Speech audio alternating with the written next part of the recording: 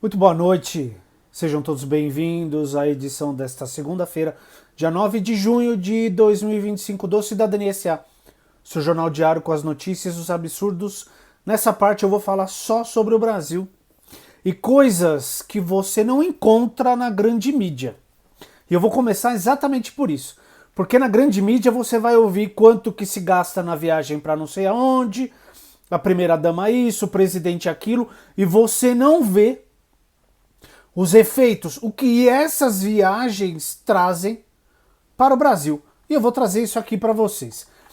As principais viagens do presidente nesse ano foram para o Vietnã, para a Rússia, para a China e para a França. O Vietnã estreitou a ligação, a relação entre os dois países, foi muito produtiva. Depois ele foi para a Rússia. E na Rússia, o que ele teve? O que ele fez? Ele comprou uma agenda com o presidente do Vladimir Putin para comemorar os 80 anos da vitória da União Soviética sobre a Alemanha nazista na Segunda Guerra Mundial. Sim, a União Soviética foi o Exército Vermelho que acabou com a Segunda Guerra Mundial, derrotando a Alemanha. Não foi os Estados Unidos, não foi a Inglaterra, tá bom? Mas tudo bem. Eles buscaram o quê? Ampliar as relações bilaterais entre os dois países, principalmente nas áreas de energia e de ciência e tecnologia.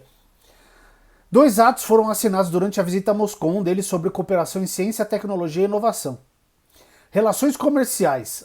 Atualmente, 2 produtos se destacam nessa relação. Entre os importados pelo Brasil nas relações comerciais com a Rússia, óleos combustíveis de petróleo ou de minerais betuminosos, que dá 57%, e adubos e fertilizantes químicos, que correspondem a 34% do total. As exportações brasileiras se concentram em produtos do agronegócio, como soja, com 33%, café não torrado, com 18%, e carne bovina, também com 18%. O comércio bilateral entre Brasil e Rússia atingiu o recorde histórico em 2024, chegando a 12,4 bilhões, um aumento de 9% em relação a 2023. Desse total, 1,4 bilhão de dólares isso, tá? Foram de exportações brasileiras e 11 bilhões em importações. Aí o Lula disse o seguinte: nós temos um déficit comercial. Nesse fluxo de praticamente 12 bilhões, nós temos quase 11 bilhões de déficit comercial. Então, porque a gente compra 11 e só vende 1. Ele foi lá para fazer negociações, para rever essa questão e balancear melhor esta balança comercial, tá bom? Na China, como eu já trouxe aqui quando ele estava lá, ele conseguiu investimentos para serem feitos no Brasil nas áreas de inovação, energia, saúde e desenvolvimento sustentável na casa dos 27 bilhões de reais. Tá bom? Na China ele conseguiu 27 bilhões de reais. Aí, para onde foi o presidente? Foi para a França, para ouvir um monte de abobrinha que falam do Macron, falam do Lula, falam disso, daquilo. É um estadista respeitado no mundo que foi recebido pelo presidente francês. E conseguiu o quê? França vai investir 100 bilhões de reais no Brasil até 2030. Tá? O compromisso foi firmado por um grupo de 15 empresários que já têm negócios no Brasil. Tá bom? Em conversa com jornalistas, o presidente chegou a afirmar que a promessa de investimentos era de cerca de 100 bilhões de dólares. Tá? 100 bilhões. Não, de reais. Aqui tá falando dólares na matéria, mas tá errado. 100 bilhões de reais. Então faz a conta aí. 27 bilhões da China, 100 bilhões na França, melhorar a relação com a Rússia na questão da balança comercial e o Vietnã. E aí você vai ouvir falar do quê? De quanto gastou no hotel X, Y, Z. A grande mídia trabalha para quem controla o mercado. E o mercado não gosta de ver um presidente que defende, que é de esquerda, que é progressista. Isso a gente vê. Eu garanto que vocês não viram essas informações na grande mídia. O que é grande mídia? Globo, Jovem Pan, Estadão, Folha de São Paulo e essa galera toda, tá? Lembrando sempre que as matérias estão na descrição do vídeo, tá bom? Vamos a uma atualização aqui, ó. O Ministério da Justiça aguarda documentação para extraditar Zambelli. O Ministério da Justiça aguarda a chegada da documentação da extradição da deputada Carla Zambelli, do PL de São Paulo para poder avançar com a ordem do ministro Alexandre de Moraes. O próximo passo para a extradição de Zambelli cabe ao ministro da Justiça, Ricardo Lewandowski, que deve formalizar o pedido junto ao Ministério das Relações Exteriores, que ficará responsável por encaminhar a solicitação à chancelaria italiana. Além da prisão preventiva, com pena de 10 anos e perda do mandato na Câmara dos Deputados, a parlamentar também deve enfrentar o pagamento de indenização de R$ 2 milhões por invasão ao CNJ, que é o Conselho Nacional de Justiça. E o Hugo Mota disse hoje que a tendência é que seja caçada mesmo. Aleluia, né, Hugo Mota? Aleluia. Tá? Essa é só uma atualização sobre a Zambelli. E hoje, o nosso querido Mauro, começaram, né, os depoimentos dos réus do principal grupo. É o grupo central lá, do julgamento da tentativa de golpe de Estado. Por enquanto, estou gravando aqui às 5h20. Até agora só o Cid falou por 3 horas.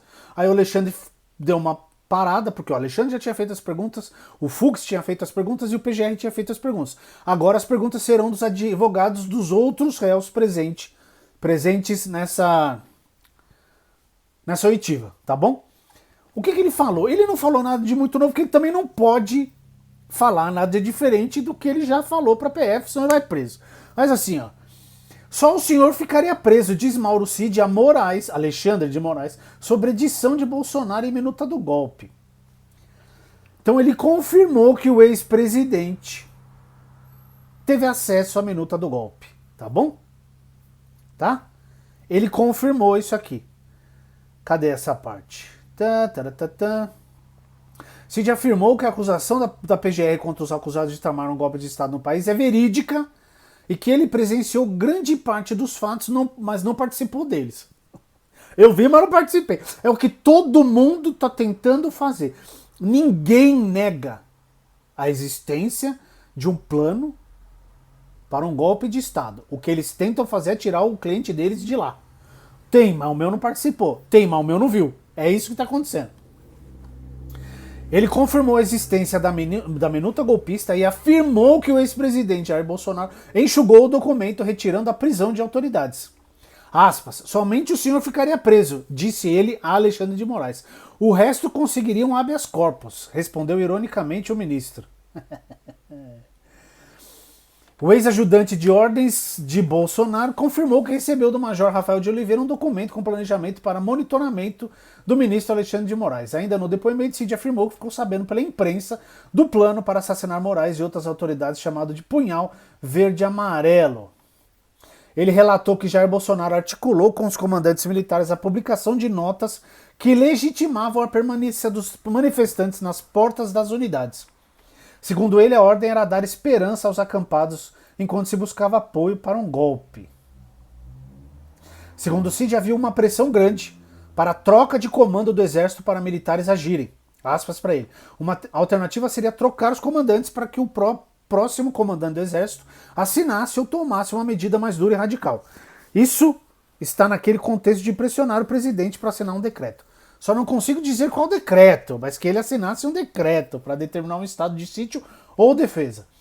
Jogou o Garnier aos leões, falou que o Garnier era da ala radical, de quem defendia o golpe de Estado mesmo. Né? Porque tinha o conservador, moderado e os radicais. E ele falou que o Garnier era dos radicais. Então tá aqui na descrição do vídeo, tá bom? E a última para lascar o dia, porque hoje foi um dia difícil, hein? Mãe de rapaz morto em festa junina relata cerceamento da polícia militar. Não deixaram a gente socorrer. Para quem viu o vídeo dessa mãe, é uma das coisas mais difíceis que eu vi nos últimos tempos. Se você tiver estômago, vá assistir. É horroroso o que fizeram. O domingo, ontem, dia 8, no Morro Santo Amaro, zona sul do Rio, morreu Eros Guimarães, de 24 anos. O jovem foi morto durante uma operação policial do BOPE na comunidade enquanto acontecia uma festa junina na noite da sexta-feira, dia 6. Em resposta, moradores, artistas e ativistas organizaram um ato pacífico que percorreu as ruas do bairro da Glória. E aí teve a fala da mãe de Eros, a dona Mônica Guimarães Mendes, que tem aqui na matéria toda a fala dela, vocês leiam, Leiam a matéria, tá bom? Porque isso aqui é horroroso. Tão horroroso que o governador do Rio de Janeiro, o Carlos Castro, né, exonerou comandantes do BOPE, do COI e afastou 12 PMs após ação em festa junina. Festa junina. Aí eu te pergunto, se essa festa junina fosse, eu não sei onde são os bairros de Pleiba lá nos Estados Unidos, no Rio de Janeiro, não nos Estados Unidos, perdão. Se fosse no bairro de Copacabana, no Leblon, não sei quais são os bairros de bacanas lá no Rio de Janeiro. Será que a polícia entraria na festa junina? Será que a polícia entraria na festa junina atirando? Chegaram atirando em criança, em todo mundo. Moradores relataram a ação do BOPE em festa junina no Rio de Janeiro. Ai, ai, essa festa junina acontece há mais de 50 anos no Morro Santo Amaro, no Catete, zona sul do Rio de Janeiro. E foi interrompida bruscamente com uma incursão do BOPE na madrugada de sábado. Vídeos mostram uma festa alegre, com muita dança, música, crianças brincando, que é subitamente interrompida por rajadas de tiros.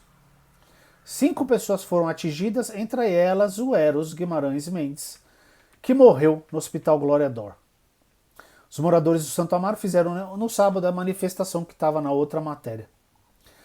Tá? Então as duas matérias estão na descrição do vídeo, junto com as outras sobre o depoimento do Mauro Cid e as viagens do Lula e o que elas trouxeram e trarão para o Brasil.